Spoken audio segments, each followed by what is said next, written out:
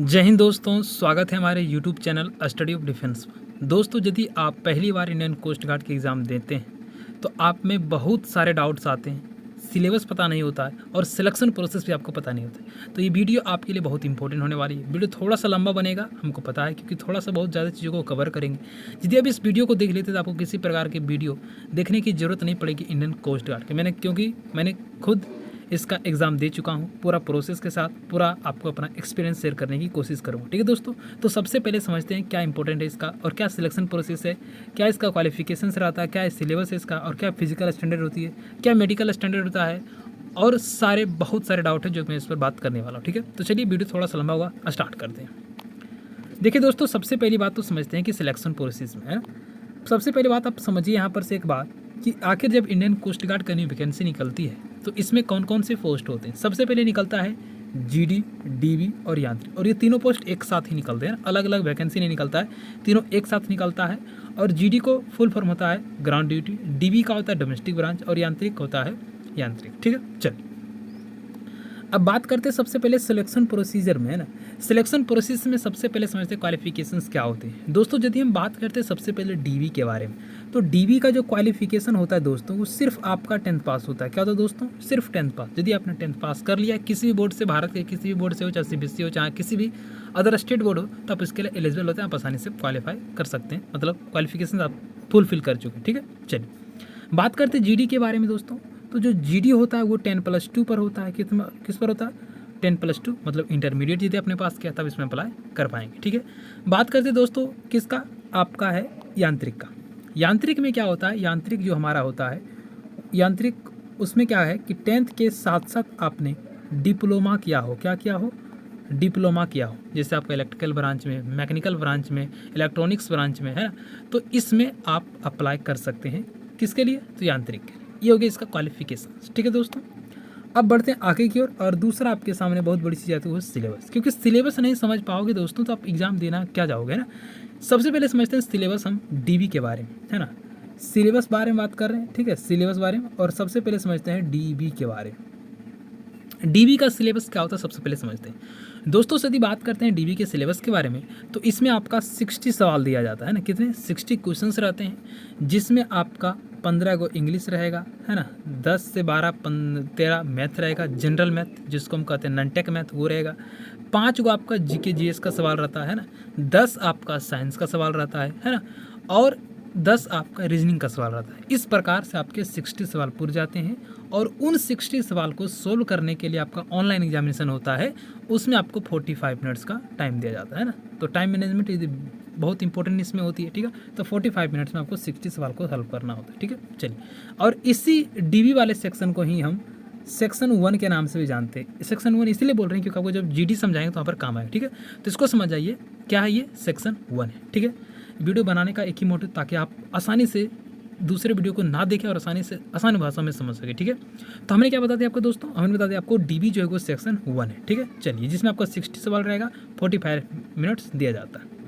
और इसका कटअप जो है दोस्तों वो कैटेगरी वाइज जाता है, अनरिजर्व का, ओबीसी का, एससी का, एसटी का, ईडब्ल्यूएस का, सबका अलग अलग कटअप बनता है। ठीक है, ये मतलब ये ऐसा एक डिफेंस जो है जिसमें आपको क्या है कि कटअप भी कटअप जो आपको कैटेगरी वाइज बनता है। ठीक है, चलिए अब बात करते हैं दोस्तों हम जीडी के सिलेबस के बारे में, है ना। जीडी और यांत्रिक, ठीक है, यांत्रिक थोड़ा सा हट जाता है। क्यों? क्योंकि यांत्रिक में जो तो आपका डिपार्टमेंटल जिसको कह सकते हैं इलेक्ट्रिकल ब्रांच हो गया, फिर उसमें आपका मैकेनिकल हो गया, फिर आपका इलेक्ट्रॉनिक्स हो गया, तो उसके रिलेटेड वहाँ पर सवाल पूछा जाता है। ठीक है, लेकिन इसमें भी क्या होता है? इसमें भी होता है सेक्शन 1 और इसमें होता है सेक्शन 2। इसमें भी होता है सेक्शन 1 और इसमें सेक्शन 2। हमने अभी तुरंत आपको बताया कि जो डीबी होता है उसी को क्या कहते हैं? सेक्शन 1। इसका मतलब ये होता है दोस्तों कि यदि आप जीडी या तो यांत्रिक का एग्जाम देना चाहते हैं तो आपको डीबी का एग्जाम देना क्या है? कंपलसरी है। क्या है दोस्तों? कंपलसरी है डीबी का एग्जाम देना। ठीक है, तो ये और ये तो भैया दोनों में सेम रहेगा। ये आपका उसके डिपार्टमेंटल मतलब कह सकते हैं कि इलेक्ट्रॉनिक्स, इलेक्ट्रिकल और मैकेनिकल के आधार पर सवाल पूछता है। ठीक है, और यदि आप इसमें आते हो जीडी में, तो ये जो सेक्शन 2 है जीडी का, उसमें आपको जो सवाल पूछेगा वो सवाल आ जाता है आपका 10+2 पर से। किससे आता है दोस्तों? तो वो सवाल आपका कहाँ से पूछ देगा? तो वो सवाल आपका पूछ देगा 10+2 लेवल से। अब 10+2 में क्या पूछेगा? तो 10+2 में आपका पूछेगा फिजिक्स और मैथमेटिक्स ओनली, बस यही दोनों रहेगा। जिसमें सवाल जो रहेगा जीडी के बारे में बात कर रहा हूँ, जिसमें सवाल रहेगा 50, समय रहेगा आपको 30 मिनट, जिसमें से क्या है कि 50 में 25 सवाल जो रहेगा दोस्तों वो रहेगा आपका मैथ का और 25 रहेगा फिजिक्स का। उसी प्रकार से इसमें भी 50 सवाल जो कि आपका डिपार्टमेंटल होता है। मुझे यांत्रिक के बारे में उतना मैं कर सकता हूँ, जब नहीं पता तो क्यों बताया ना। यांत्रिक के बारे में जनरली 50 नंबर उधर से भी रहता है, वो आपका डिपेंड करता है आपने किस ब्रांच में आपने अप्लाई किया। ठीक है, चलिए आगे बढ़ते हैं। तो मैंने आपको क्वालिफिकेशंस जीडी डीबी यांत्रिक सब के बारे में बता दिया।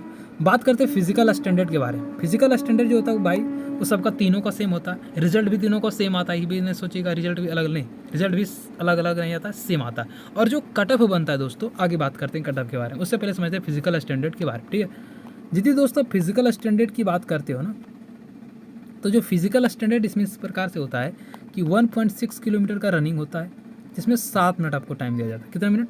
7 मिनट आपको टाइम दिया जाता है। ठीक है, स्क्वाट्स होते हैं 20, है ना, 20 स्क्वाट्स होता है, 10 पुशअप होता है, बस इतना इसमें होता है, ज़्यादा इसमें कुछ नहीं होता। ठीक है, चलिए ये हो गया इसका फिजिकल स्टैंडर्ड, जो कि बहुत सिंपल फिजिकल तो मैं बताऊँ बहुत ही सिंपल होता है इसका। ठीक है, और प्रॉपर टाइम देता है।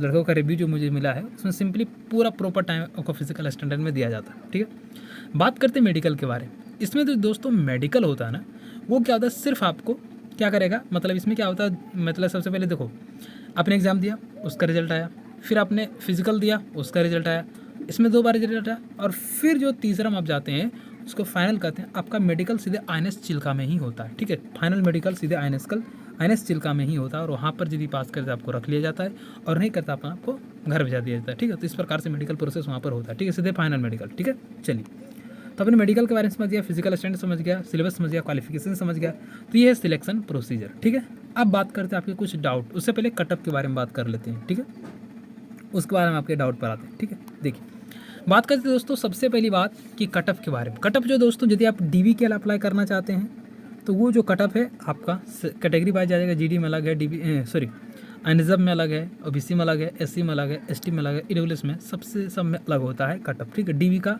जीडी का, और यहाँ पे तीनों कटअप जो होता है वो डिपेंड करता है आपके कैटेगरी वाइज। ठीक है, अब बात करते हैं कि आपने तो अभी बताया कि जीडी का जो उसमें तो 1 सेक्शन है और 2 सेक्शन है, तो क्या कटअप अलग अलग इसमें नहीं, जो जीडी और यांत्रिक का होता है ना वो दोनों जोड़कर कटअप बनाया जाता है। ठीक है, मतलब यहाँ से 60 सवाल और यहाँ से 50 सवाल, ओवरऑल कितना हो गया, ओवरऑल हो गया 110। अब 110 में हमारा कटअप बनेगा जीडी और यांत्रिक का। ठीक है, उस ओवरऑल में 110 में अपने कितना लाए उस आधार पर। और कटअप जो आपको यदि आप पास करना चाहते हैं, कौशल में जॉब लेना चाहते हैं, तो आपको कम से कम डीबी में एक एवरेज बताता हूँ, डीबी में आपको 45 प्लस लाना पड़ेगा, जीडी में आपको अप्रॉक्सीमेटली 75 प्लस लाना पड़ेगा, 1 आउट ऑफ 110। ठीक है, चलिए तो कटअप समझ गए आप।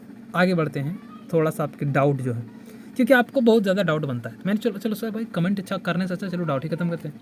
आपका सबसे पहला डाउट है क्या एडमिट कार्ड परसेंटेज बेस पर आता है, तो आपका मेरे तरफ से जवाब होगा बिल्कुल नहीं, ये नेवी की तरह नहीं है।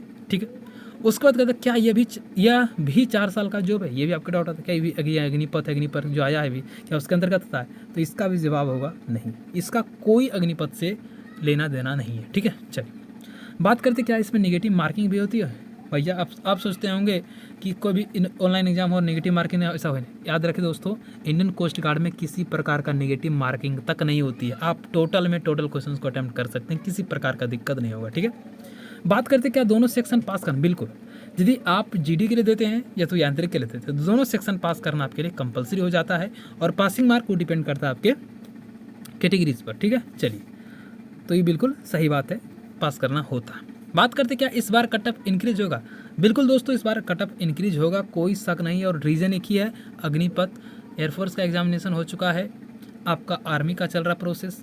अब जो यदि बच्चे जो टेक्निकली होगा, मतलब जो जीडी के लिए अप्लाई करना चाहेगा, वो सीधे फोकस करेगा आपका इंडियन कोस्ट गार्ड पर, और उससे क्या होगा कटअप आपका 100% बढ़ेगा।